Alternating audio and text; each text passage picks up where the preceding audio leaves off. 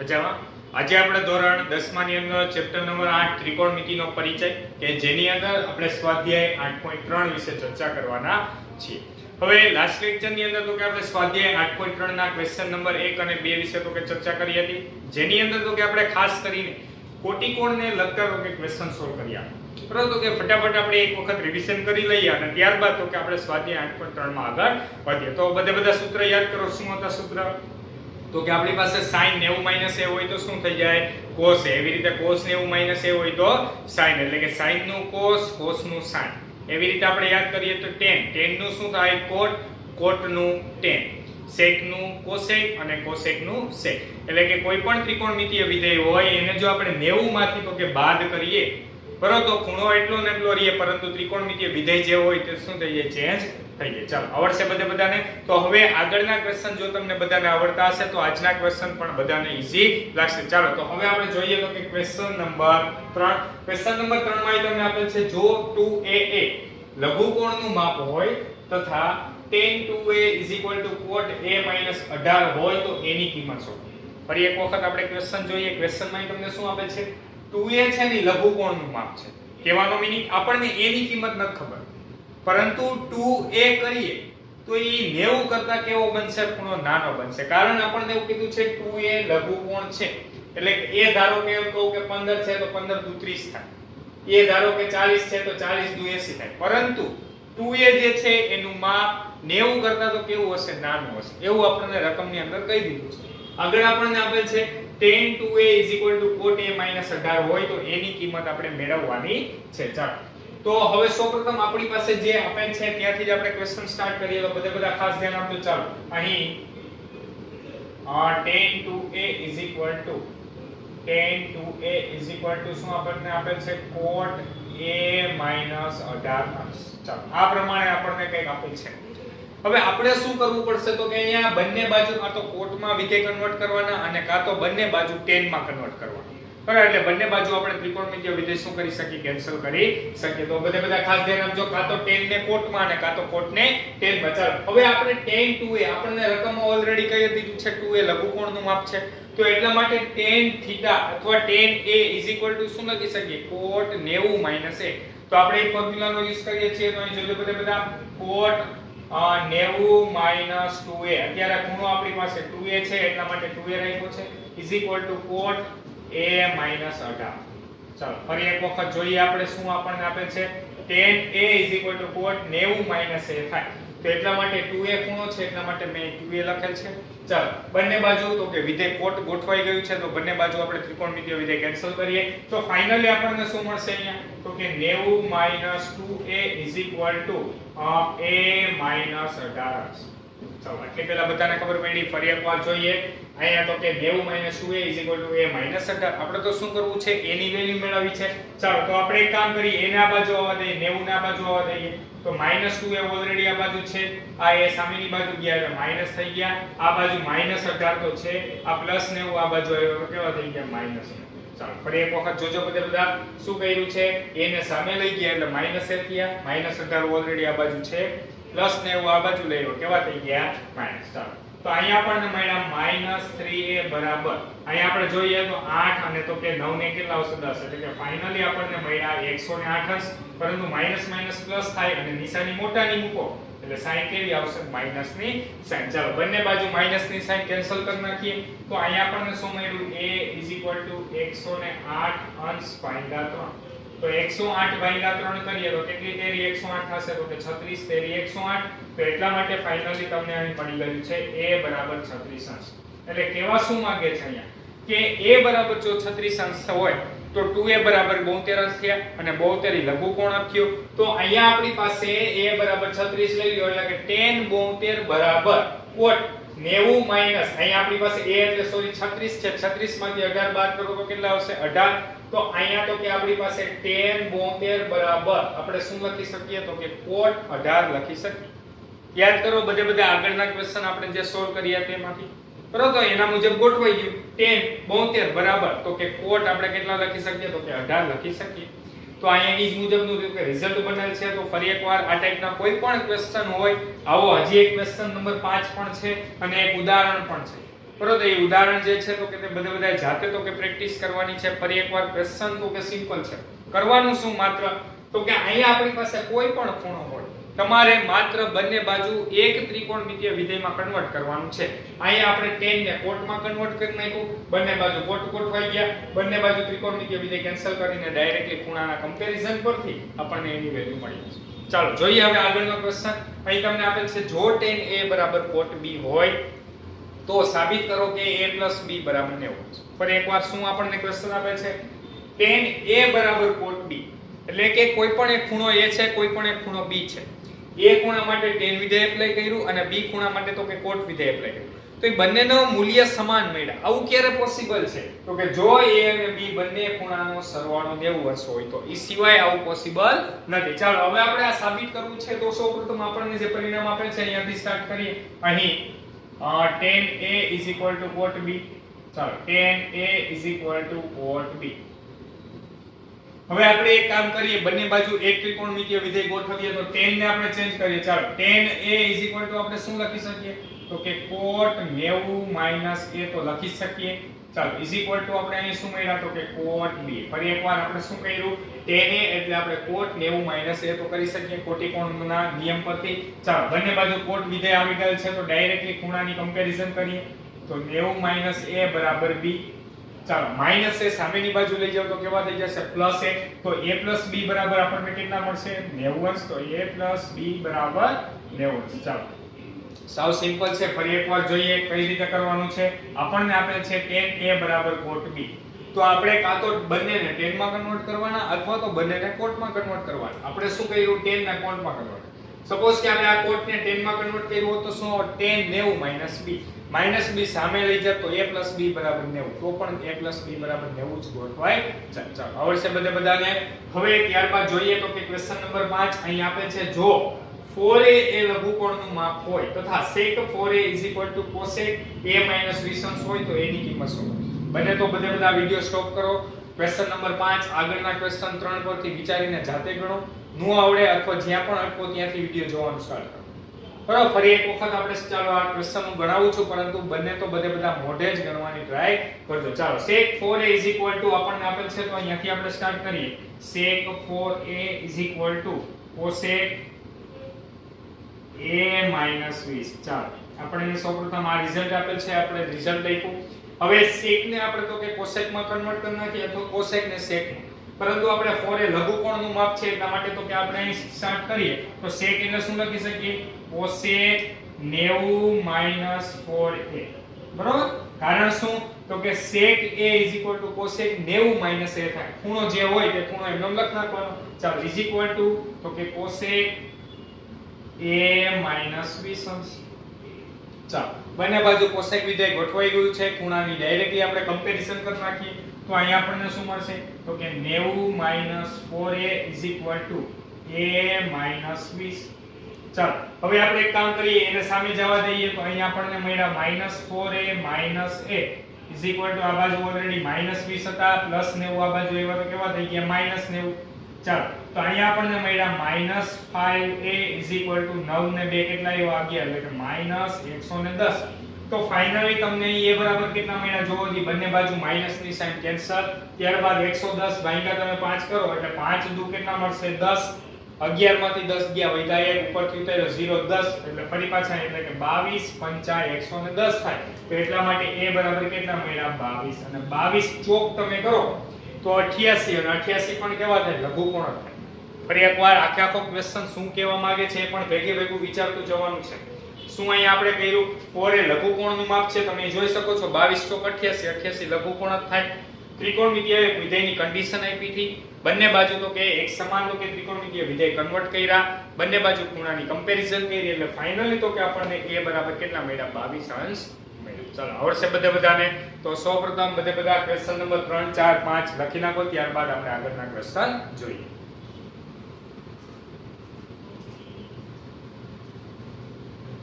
હવે આપણે જોઈએ તો કે ક્વેશ્ચન નંબર 6 અહીં તમને આપેલ છે જો ABC એ ત્રિકોણ ABC ના ખૂણા હોય તો સાબિત કરો કે sin b + c/2 cos a/2. આ ક્વેશ્ચન સમજવામાં તો કે ખૂબ જ વ્યવસ્થિત ધ્યાન આપજો, કારણ એ છે કે આપણી પાસે ઘણી વખત આ ક્વેશ્ચન સ્વરૂપમાં નહીં પરંતુ એક માર્કના તો કે શોર્ટ ક્વેશ્ચન તરીકે તો કે તમને પૂછી શકે અથવા ખાલી જગ્યામાં અથવા ખરા ખોટામાં એવી રીતે કોઈ પણ જગ્યાએ તો કે આ પરિણામ તો કે પૂછાઈ શકે. એ પરિણામ કઈ રીતે બનાવવું એના માટેની તો કે આખા ક્વેશ્ચન તો કે સોલ્વ થઈ જાય એની પછી તો કે આપણે ચર્ચા કરીએ. સૌપ્રથમ તો કે અત્યારે આપણે સાબિત કરવું છે તો એ સાબિત કઈ રીતે થાય એના માટેની ચર્ચા કરીએ. આપણને આપે શું છે ત્રિકોણ ABC ના ખૂણા છે. કયા? ABC. ચાલો તો આપણે લખીએ અહીં ABCA ABCA ત્રિકોણ ABC ના ખૂણા છે. ચાલો ત્રિકોણ ABC ના ખૂણા છે.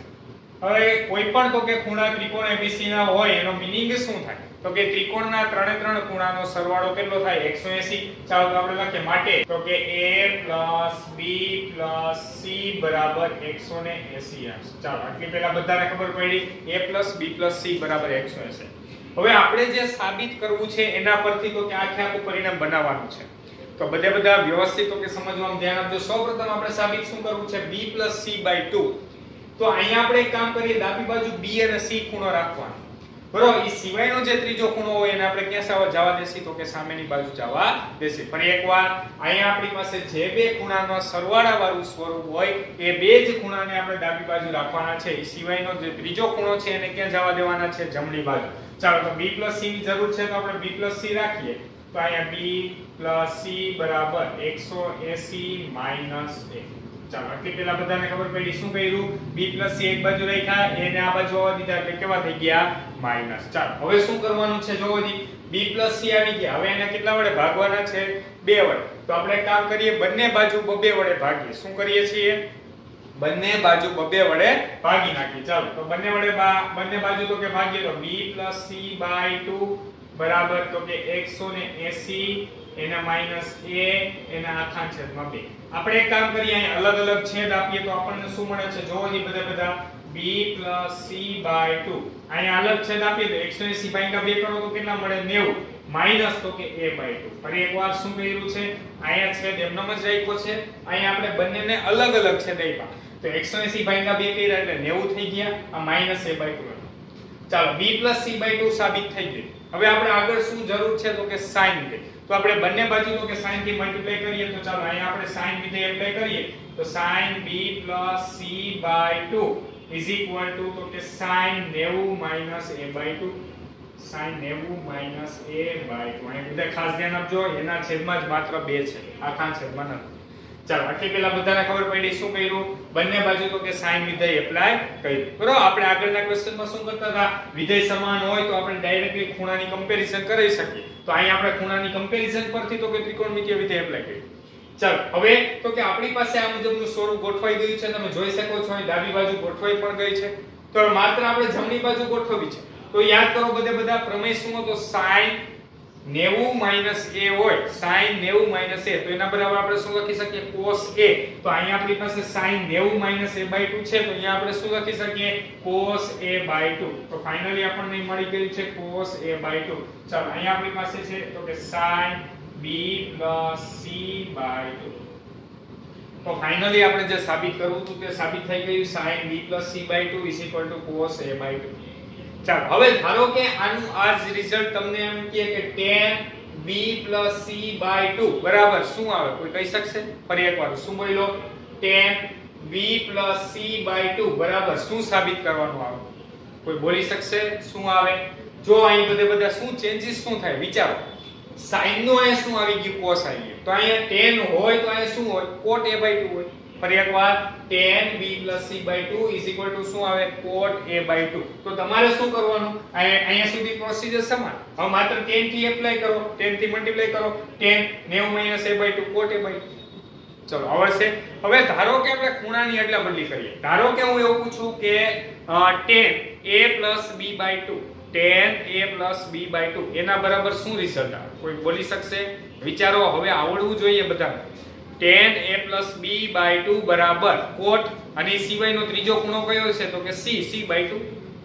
ફરી એકવાર હું એમ કહું કે sec a + c/2 sec a + c/2 બરાબર શું આવે તો કે sec નું ઓપોઝિટ એટલે કે એનું કોટિકોણ કયું આવે cosec. તો cosec અને અહીંયા હું શું બોલ્યો a + c/2 તો એ સિવાયનો ત્રીજો ખૂણો કયો છે b તો cosec b/2. તો આ પ્રમાણે તમને કોઈ પણ ક્વેશ્ચન બનાવીને પૂછે તો સાબિત કરતા પણ આવડવું જોઈએ, અને તો કે ડાયરેક્ટલી તો કે રિઝલ્ટ પૂછે તો પણ એ પણ બધાને આવડવું જોઈએ. ચાલો આવડશે બધાને શું કરવાનું છે, અહીંયા જે બે ખૂણાનો સરવાળો હોય એ બેને એક બાજુ રાખવાના, ત્રીજા ખૂણાને સામે જવા દેવાનું, 2 વડે ભાગવાનું. અહીં 180 ભાગ્યા 2 કરશો એટલે દર વખતે 90 આવી જશે, એટલે કોટિકોણના સૂત્ર તો કે એપ્લાય થશે. ચાલો આવડશે બધાને. તો આ ક્વેશ્ચન નંબર 6 વ્યવસ્થિત બધાએ સમજવાનો છે અને 1 માર્કના શોર્ટ ક્વેશ્ચન માટે ખૂબ જ યાદ રાખવાનો છે. ચાલો હવે ત્યારબાદ આપણે જોઈએ ક્વેશ્ચન નંબર 7. ક્વેશ્ચન નંબર 7 માં તમને શું આપેલ છે, sin 67 અંશ એના પ્લસ cos 75 અંશ ને 0 અને 45 અંશ વચ્ચેના ખૂણાના માપવાળા ત્રિકોણમિતીય ગુણોત્તરો તરીકે દર્શાવો. તો આ ક્વેશ્ચન પણ ઇમ્પોર્ટન્ટ છે, પરંતુ સાવ એટલે સાવ ઈઝી છે. શું કરવાનું છે આપણે, આપણી પાસે અહીંયા જે તમને બે વિધાય આપ્યા છે કે sin 67 અંશ અને તો કે cos 75 અંશ. ઈ જે 67 અને 75 જે છે ને એને આપણે 0 અને 45 વચ્ચે કઈક ખૂણો ગોઠવાઈ જાય એવું કઈક આપણે ગોઠવવાનું છે. ચાલો તો હવે આપણે અહીં લખીએ. તો સૌપ્રથમ આપણને આપેલ છે sin 67 અંશ પ્લસ cos 75 અંશ. ચાલો આપણે કોટિકોણ વાળા સૂત્ર એપ્લાય કરી દઈએ એટલે ઓટોમેટિક તો કે આપણી પાસે શું ગોઠવાઈ જશે, તો કે કોટિકોણ 90 માંથી 67 બાદ કરો એટલે 0 થી 45 ની વચ્ચે ગોઠવાઈ જવાનું છે. ચાલો તો sin a શું લખી શકીએ, cos 90 a એટલે cos 90 67 અંશ. એવી રીતે આને પણ આપણે ચેન્જ કરવાનું છે. શું કામ, તો કે બંને ખૂણાને 0 અને 45 વચ્ચે ગોઠવવા છે. અત્યારે આપણે કિંમત શોધવાની એવો ક્વેશ્ચન નથી. આપણે તો શું કરવાનું છે, માત્ર તો કે અહીંયા આ બંને જે ખૂણા છે એને 0 અને 45 ની વચ્ચે ગોઠવવાના છે. તો આપણે આને પણ ચેન્જ કરવું પડશે અને આ cos નું શું થઈ જશે, તો કે sin 90 75 અંશ. ચાલો એટલે પહેલા બધાને ખબર પડી શું કર્યું, sin a એટલે cos 90 a, cos a એટલે sin 90 a. અહીં જે ખૂણો છે તે જ ખૂણો અત્યારે બધામાં રાખેલ છે. ચાલો cos 90 માંથી 67 બાદ કરો કેટલા આવી જશે, તો કે 23 અંશ આવી જશે. એને પ્લસ ત્યારબાદ તો કે અહીં sin m નો, ચાલો 90 માંથી 75 બાદ કરો એટલે કેટલા આવી જશે, તો કે 15 અંશ આવી જશે. તો ફાઇનલી તો કે આપણને આન્સર મળ્યો cos 23 અંશ પ્લસ sin 15 અંશ. એટલે કે અહીં તમે જોઈ શકો છો બંને ખૂણા 0 અને 45 અંશની વચ્ચે ગોઠવાઈ ગયા છે. ચલો આવડશે બધાને. ક્વેશ્ચન તો કે સિમ્પલ જ છે. આ ટાઈપમાં કોઈ પણ ક્વેશ્ચન હોય તો તમારે માત્ર શું કરવાનું છે, જે ખૂણાને ગોઠવવા છે એને કોટિકોણ તો કે સૂત્ર એપ્લાય કરી દો એટલે ઓટોમેટિક તો કે 0 થી 45 ની વચ્ચે ગોઠવાઈ જશે. ચાલો તો સૌપ્રથમ બધા ક્વેશ્ચન નંબર 6 ક્વેશ્ચન નંબર 7 લખી નાખો.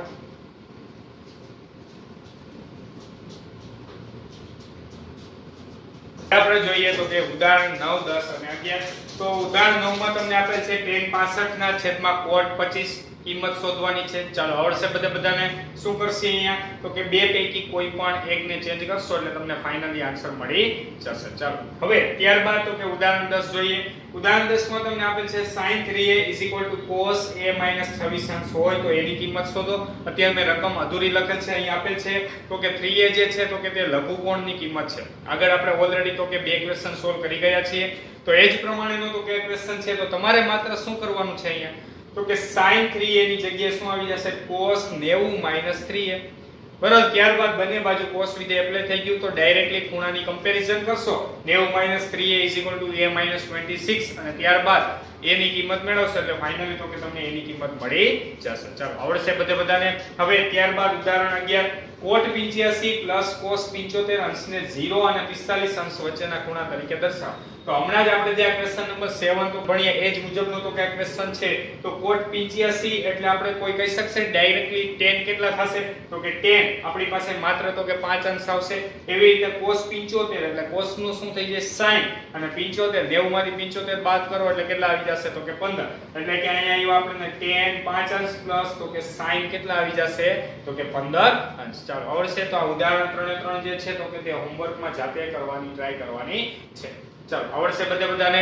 તો અહીંયા તો કે તમારું સ્વાધ્યાય 8.3 કમ્પ્લીટ થાય છે અને તે પ્રમાણેના ઉદાહરણ પણ અહીં કમ્પ્લીટ થાય છે. તો વ્યવસ્થિત બધા વિદ્યાર્થીઓએ ખાસ તો કે ફરી એકવાર તો કે સ્વાધ્યાય 8.3 આખું એક વખત રિવિઝન કરવું, અને એવી જ રીતે તો કે સ્વાધ્યાય 8.2 નું જે કોષ્ટક આપણે ભણાવેલ હતું એ પણ તો કે વારંવાર તો કે એક વખત લખવાની ટ્રાય કરવી. હવે આપણે આગળ નેક્સ્ટ લેક્ચર ની અંદર તો કે આપણે નિત્યસમ વિશે અભ્યાસ કરવાના છીએ. તો અહીંયા તો કે તમારું સ્વાધ્યાય 8.3 સુધીનું ચેપ્ટર કમ્પ્લીટ થાય છે. નેક્સ્ટ લેક્ચર ની અંદર તો કે આપણે આગળ અભ્યાસ કરીશું. Thank you so much.